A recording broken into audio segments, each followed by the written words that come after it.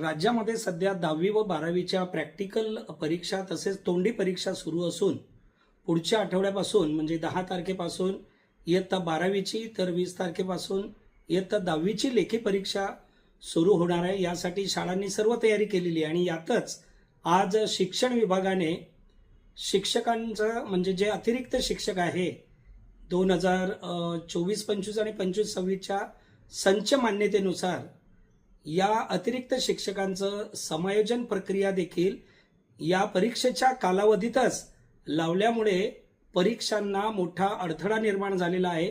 मुळातच 15 मार्च 2024चा संच मान्यतेचा जो GR आहे हा अन्यायकारक आहे। या GR मधून विद्यार्थी संख्या असूनही म्हणजे कमी विद्यार्थी संख्या असल्याने अनेक म्हणजे शेकडो शाळांमधील अनेक तुकड्या या बंद पडून हजारो शिक्षक हे अतिरिक्त होणार आहे।